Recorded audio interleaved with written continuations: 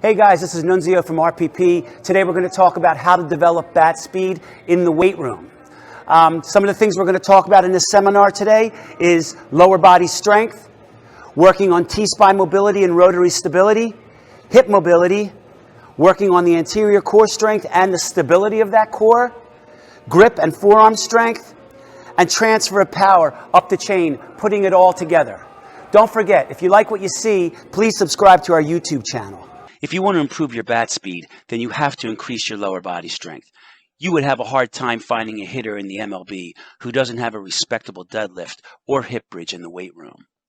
A study by Schaefer et al., shown here below, involving EMG testing with the baseball swing and upper body involvement, showed that the role it plays is minor compared to that of the lower body. The relatively low level of activity in the four scapulohumeral muscles tested in the study as well indicated that emphasis should be placed on the trunk and hip muscles for a batter's strengthening program.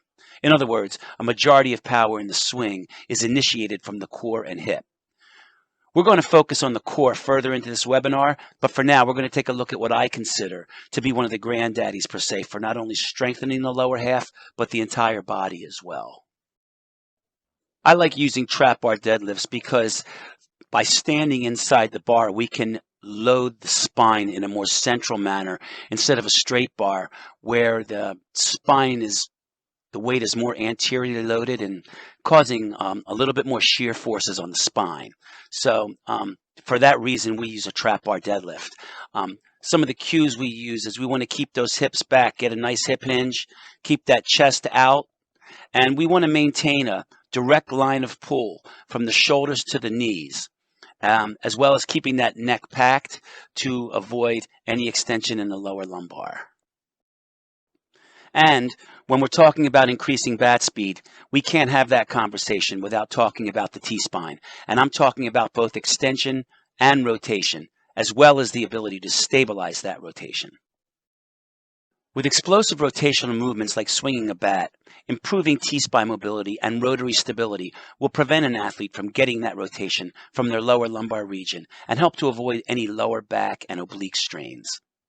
T-spine rotation and extension are two key contributors that allow hip-shoulder separation to occur.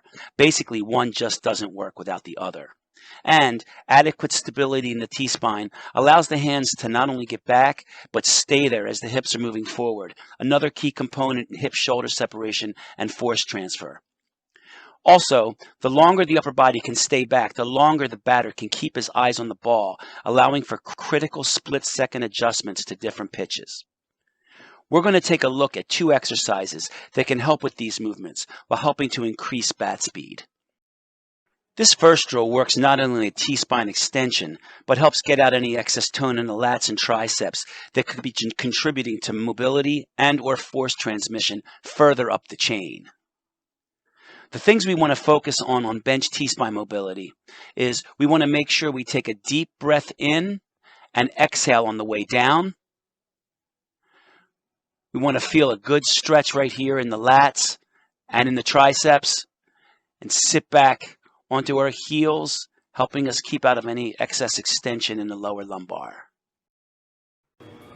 This is a drill we use at RPP all the time to help not only resist and hold rotation, but also get the athlete's rib cage down to strengthen the anterior core and prevent some extension that may happen in the lower lumbar. So by loading the athlete, here you can see the athlete is loaded on the left side only with the cable machine, and behind him we're pulling him into rotation on his left side, and it's also because it's loaded behind him, it's pulling him back into extension. So he has to focus on getting the rib cage down and keep a nice strong anterior core, as well as holding that rotation by using more of his oblique muscles. So this is a great drill, big bang for the buck. We use it all the time here at RPP. There are different types of movers. Some are tight due to limited ranges of motion, and some are loose due to laxity, which is mostly a genetic property. When changes need to be made quickly, many times we'll have to address changes in stance or loading and wait until there's more time to work out mobility and strength issues. This would involve either getting some mobility into a tight mover or strengthening everything around the hip to give more stability to a loose mover. This webinar will address both. Unfortunately, due to puberty and growth spurts, mobility is often the first to be compromised in many young players. This severely can compromise their ability to get the hips back during the preloading phase, as well as internally rotate and extend in the unloading phase. When coming through with the bat during the swing, much like a pitcher coming down the mound, the lead leg hip needs to have good IR to help with deceleration, as well as taking much of the strain off the lower back by creating good extension in the back leg. So usually the first move for us is assessing ranges of motion such as hip ER and IR to see what type of mover we're dealing with, either a tight or loose mover, to factor into the time frame we have to make changes that can stick. If we have a tight mover on our hands, adding some extra mobility work may be prescribed. This is a drill I first saw Dr. Anterior, founder of Functional Range Conditioning and Kinstretch Systems, perform at a seminar, and have been implementing it with our guys ever since. This drill not only works on mobility of the working hip, it also helps the athlete feel stability in the opposite hip to allow the working hip to better move in and out of ER and IR. Many times for a loose mover, stretching an already long muscle or tendon or ligament can do more harm than good. For our loose movers, we may need to strengthen the posterior chain to help further create a more stable landing and allow the athlete to rotate into that hip a bit more. Here are two great drills, the rear foot elevated split squat and the SLDL. With the rear foot elevated split squat, we can get really a big bang for our buck in training that lower half power and hip mobility, hip strength and stability, with less risk to the lower lumbar due to the fact that we're loading the weight and we're keeping that back leg up, keeping a lot of the pressure from spinal loading in the lower lumbar. On the bottom right here, we have a single leg deadlift, which I love because it helps not only train strength in the unilaterally, but it also helps focus on rotating into that front hip.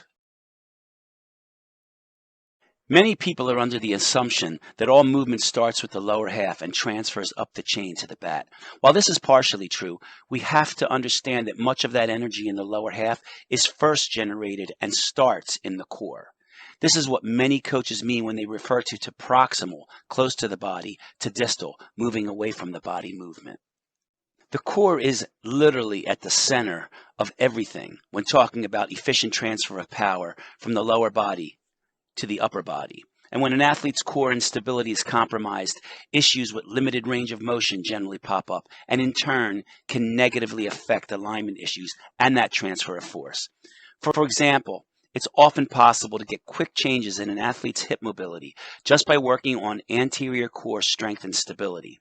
And, referring back to this study, high muscular activity in the trunk muscles can indicate a need for back and abdominal stabilization, as well as some good rotational core exercises. Bear crawls help with not only anterior core function and stability, but help achieve that stability in all three planes of motion. We're also getting great serratus recruitment to help with scapular mobility as well. It's important to remember to keep the rib cage down through exhaling upon each landing. Also, avoid side-to-side shifting and use small robotic, deliberate movements.